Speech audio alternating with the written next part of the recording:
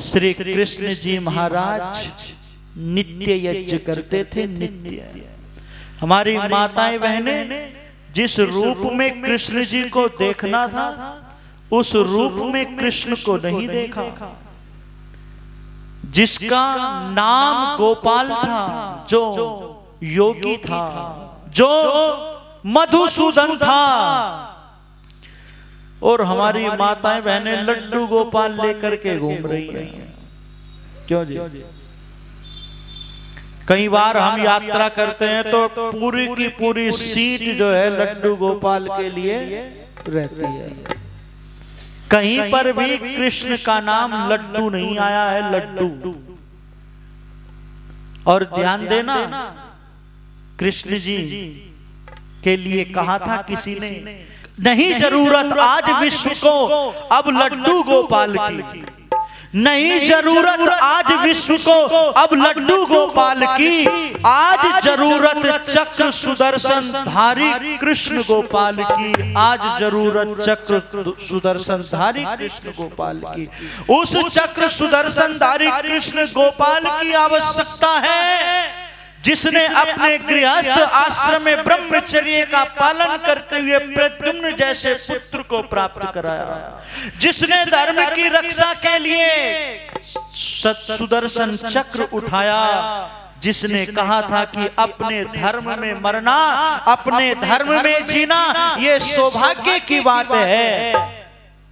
उस कृष्ण जी महाराज की मैं आपसे बात कहना चाहता हूं। वो यज्ञ करते थे और हमारी माताओं बहनों ने यज्ञ करना बंद कर दिया। उसके स्थान पर जो जिससे कोई लेना देना नहीं था, जिससे परिवार का कोई कल्याण नहीं हो सकता, जो महापुरुषों के प्रतिकूल है, उस चीज को अपना लिया। मैं निवेदन करना चाहता हूँ, भूत प्रेत नाम की कोई चीज नहीं होती है। भूत तो वो होता है जो बीत गया, भूतकाल, वर्तमान काल, भविष्य काल, ये होते हैं। क्यों जी? तो मैं निवेदन करना चाहता हूँ, इस गृहस्थ आश्रम के लिए वेद ने कहा कि तुम साम्राज्य बनना, तुम अपने सास और ससुर की सेवा करना। पर कई स्थानों पर सास और बहू का भारत और पाकिस्तान का आंकड़ा है, जैसे भारत और पाकिस्तान में रहती है।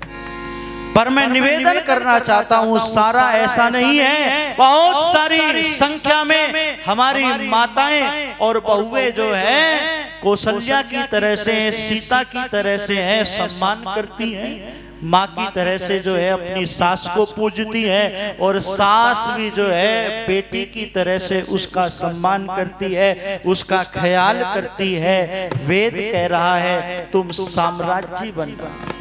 आगे वेद कहता है तुम्हारी वाणी कैसी हो।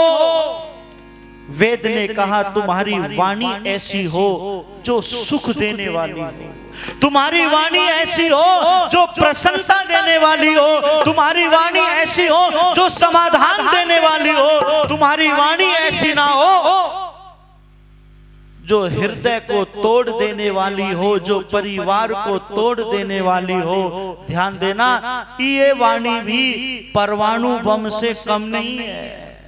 इस वाणी में वो सामर्थ्य है, वो शक्ति है कि इस वाणी से अपने पराये हो जाते हैं और पराये अपने हो जाते हैं। इस वाणी से व्यक्ति हृदय में भी उतर सकता है और इस वाणी से हृदय से भी उतर सकता है। वेद का मंत्र कहता है तुम्हारा बोलना मधुर हो।